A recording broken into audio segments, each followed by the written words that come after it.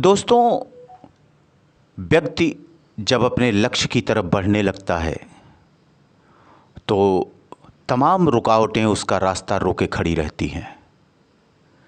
जो इन रुकावटों का ध्यान नहीं देता, बिना इनकी कोई परवाह किए आगे की तरफ बढ़ता रहता है, उसी को लक्ष्य की प्राप्ति होती है।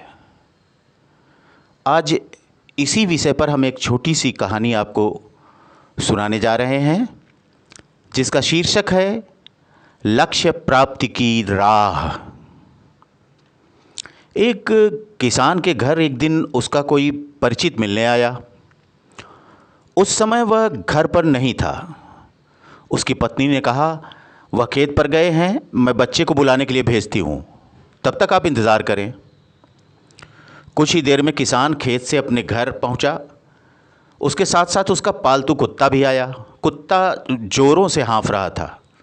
उसकी यह हालत देख मिलने आए व्यक्ति ने किसान से पूछा, क्या तुम्हारा खेत बहुत दूर है? किसान ने कहा, नहीं तो, पास ही है। लेकिन आप ऐसा क्यों पूछ रहे हैं?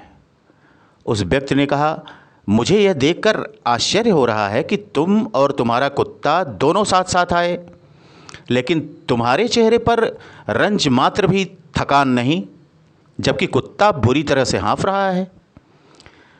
किसान ने कहा, मैं और कुत्ता एक ही रास्ते से घर आए हैं।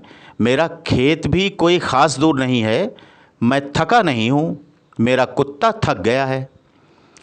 इसका कारण यह है कि मैं सीधे रास्ते से चलकर घर आया हूँ, मगर कुत्ता अपनी आदत से मजबूर है। वह आसपास दूसरे कुत्ते देखकर उनको भगाने के लिए उनके पीछे दौड़ता था और भौंकता हुआ वापस मेरे पास आ जाता था।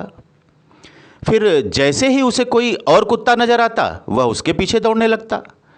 अपनी आदत के मुताबिक उसका यह क्रम रास्ते भर जारी रहा, इसलिए वह थक गया है। देखा जाए तो यही स्थिति आज के इंसान की भी है। जीवन के लक्ष्य तक पहुंचना यूं तो कठिन नहीं है, लेकिन राह में मिलने वाले कुत्ते व्यक्ति को उसके जीवन की सीधी और सरल राह से भटका रहे हैं।